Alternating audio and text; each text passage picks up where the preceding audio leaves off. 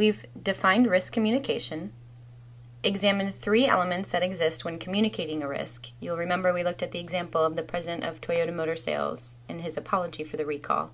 We identified his message, medium, and audience. Next, we quickly looked at 9 general rules that your organization can use as guidelines for communicating risk issues.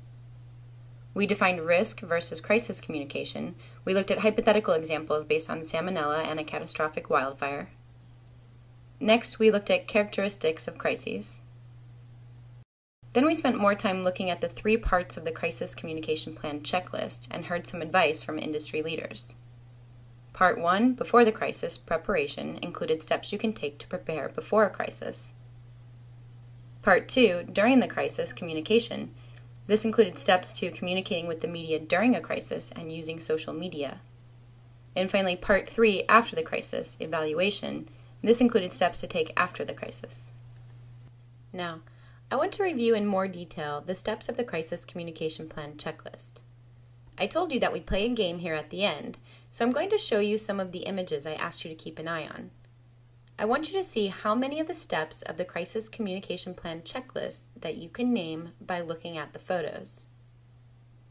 Also try to identify which part, 1, 2, or 3, of the crisis communication checklist that step or photo was a part of. So you're going to look at the photo, try to recall the step, and then which part of the crisis communication checklist that step was a part of. Photo 1. Which step did this photo represent? Which part of the plan did this step fall into?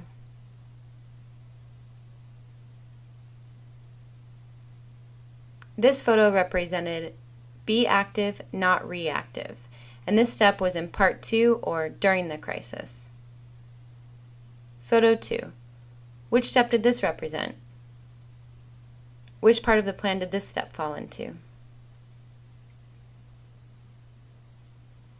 This photo represented the step develop messages and then communicate the messages and the facts. This was also in part 2 or during the crisis. Photo 3. Which step did this photo represent, and which part of the plan?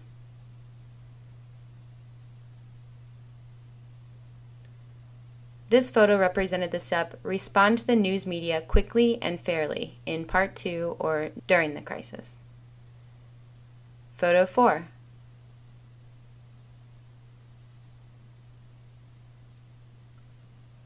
This photo represented the step anticipate the tough questions in part 1 or before the crisis. Photo 5.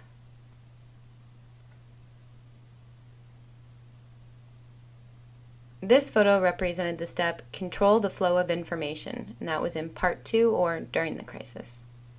Photo 6. This photo represented the step identify key audiences in part 1 or before the crisis. Photo 7.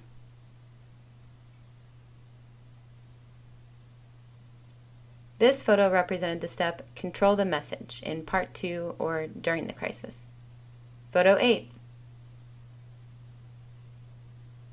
This photo represented the step review why the crisis occurred, and that was in part 3 or after the crisis. 3 more. Photo 9. This photo represented the step keep track of media calls and requests, and that was in part 2 or during the crisis. Photo 10. This photo represented the step do not get angry, and that was in part 2 or during the crisis. Last one, photo 11. This photo represented the step examine similar scenarios, and that was in part 3 or after the crisis. Don't forget the 3 things you wrote down as steps you plan to take to ensure that your organization or agency will be prepared to effectively communicate when a crisis strikes. Take time now to prepare for a crisis and how to communicate to the news media during a crisis. This is your best defense. Thanks for checking out our risk and crisis communication tool. Special thanks to Dr. Ricky Telg at the University of Florida for his contributions to this tool. Here's a list of references and resources if you want to learn more.